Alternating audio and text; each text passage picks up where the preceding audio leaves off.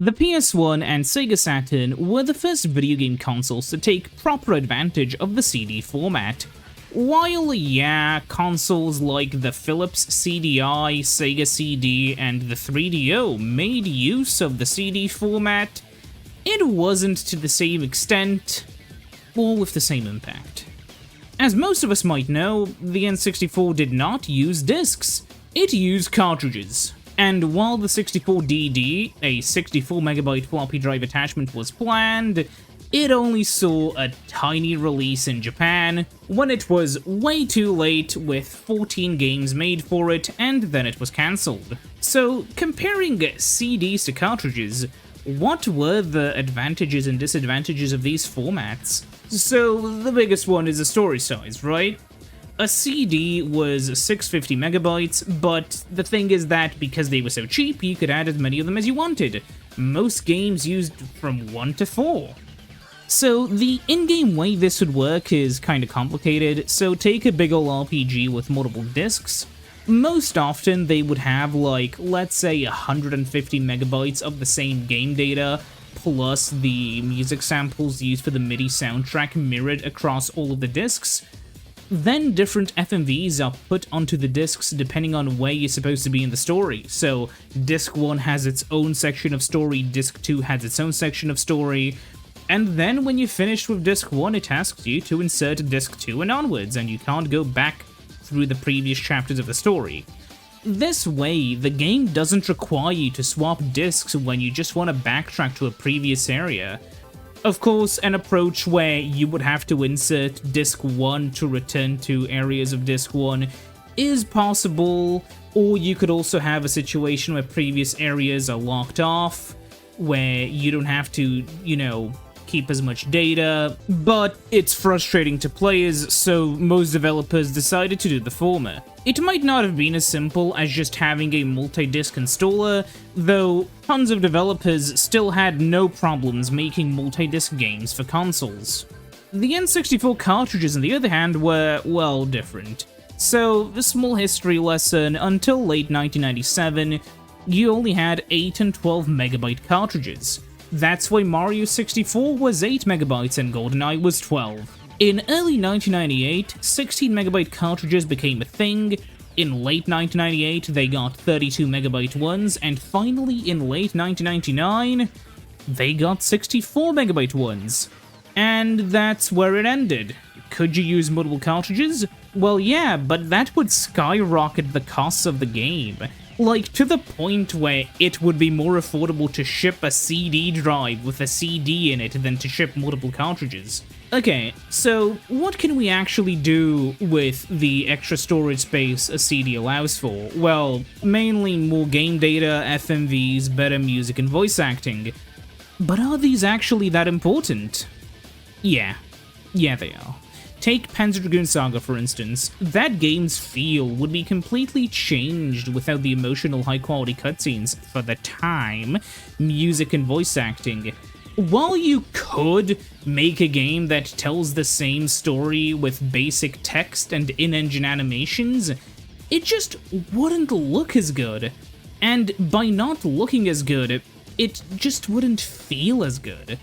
You see, at this point in time, consoles just weren't powerful enough to render the same scenes and give them the same emotional depth you can do on modern hardware. Of course, this wasn't just about the cutscenes. Games like RE2 barely fit into the N64, while on the PS1 they looked and sounded way better while still having some room to spare. If the PS1 Resident Evil games didn't use pre-rendered backgrounds, they would have looked a lot worse.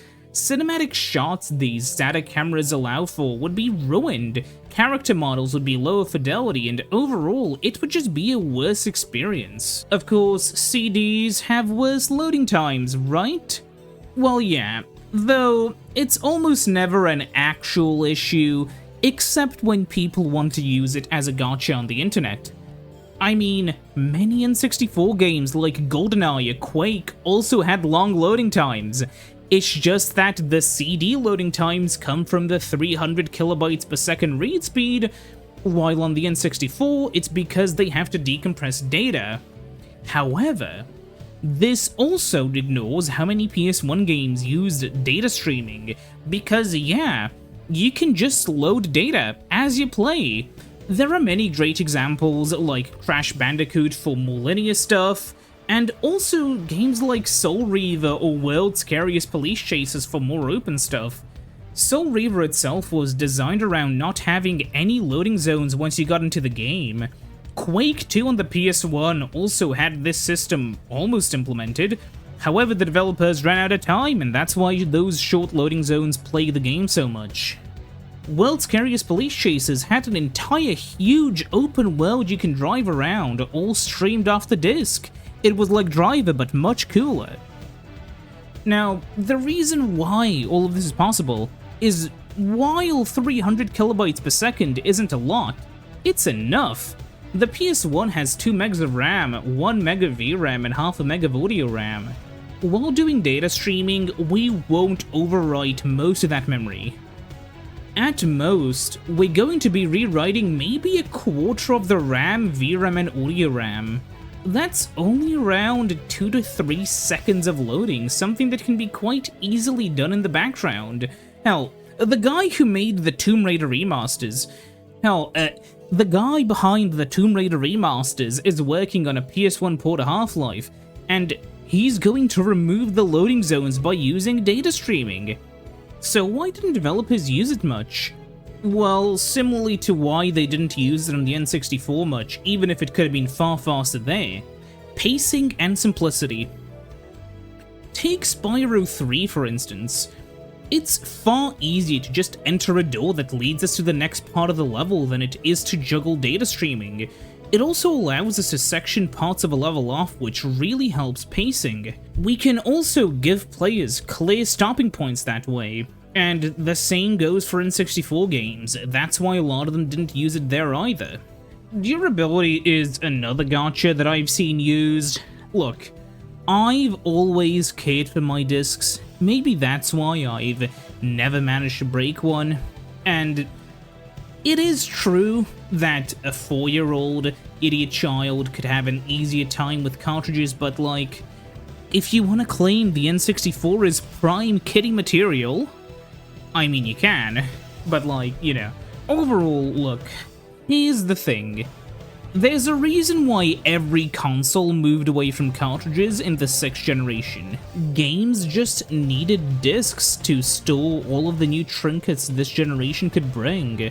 There's a reason why on the PS2, most games only needed 1, or rarely 2 DVDs, even for RPGs. DVDs were finally enough space. And yeah, you can make a game with less levels, worse textures, worse sounds, worse music, no voice acting, no cutscenes, and no story. That's what a lot of N64 games did.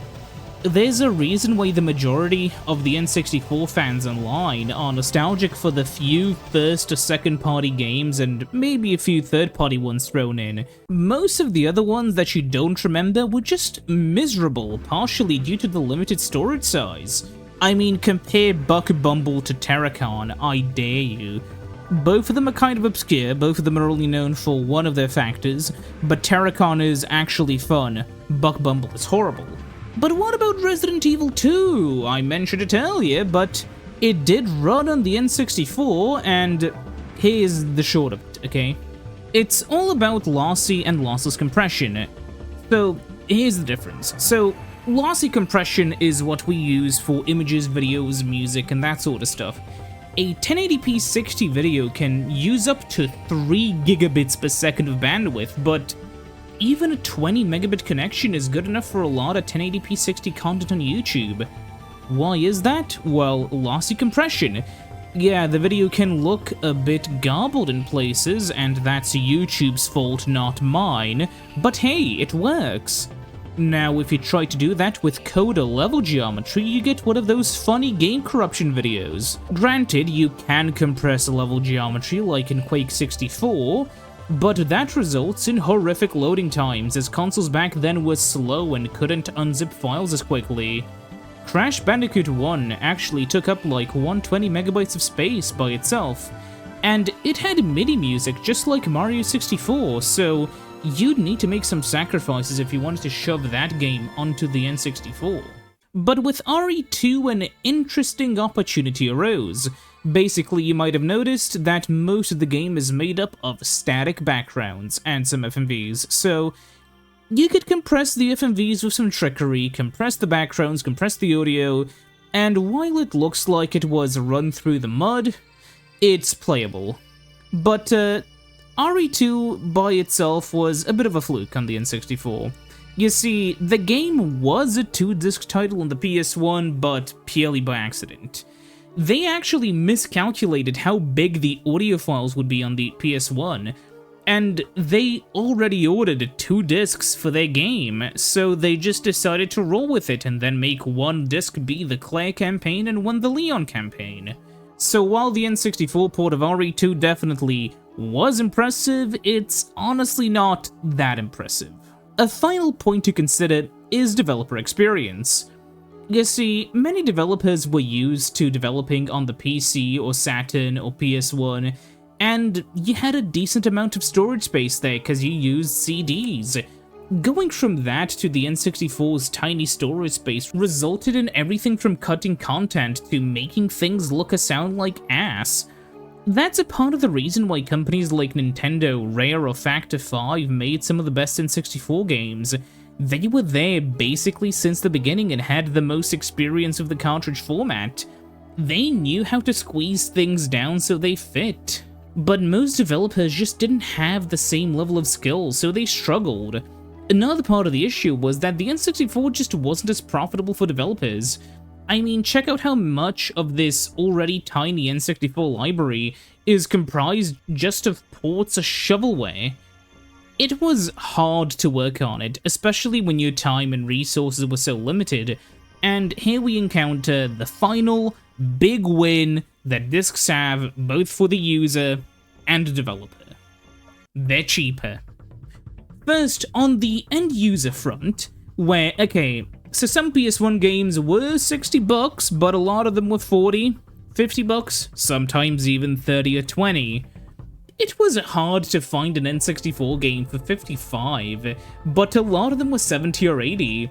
I made this example before, but for the launch price of Turok, $80, you could have bought Resident Evil 1 and PSX Doom, which included both Doom 1 and Doom 2 on the disc. Back in the day, you'd own way more games as a PS1 owner, as they weren't such big investments, which especially helped if you were a kid. But it also had a sort of an opposite effect, where N64 kids were more attached to the same few N64 games they had, and because you didn't have many games, you had to make sure the ones you were buying were of good quality. And because of that, you'd often buy the mainline Nintendo and Rare stuff because at least the games are solid, and then you'd maybe rent the other lesser games, which is why some old reviews say that a game was a good rental but not something you'd buy. Things were just different back then. But it resulted in the N64 having a sort of top-heavy library, where most of the discussion is centered around the same few top games. But the disc cheapness also helped developers too. Not only were they way cheaper for Sony so they can recoup the cost of their console with first-party game sales, but they were also way cheaper for developers. When you add up royalties and cartridge costs, you'd have like at best $50 go to Nintendo on the N64. Meanwhile, PS1 games were dirt cheaps and profits could rise up to like $30 per disc for third parties. So where does this leave us? I think it's pretty clear. CDs won the format war against cartridges. I think to claim otherwise is really stupid considering Nintendo sorta switched to optical media incompetently in the next generation, and like, realistically, I mean you can see it. Of course, cartridges do have the benefit of faster loading times, but how much does that matter when you have literally nothing on it to load? Bye bye.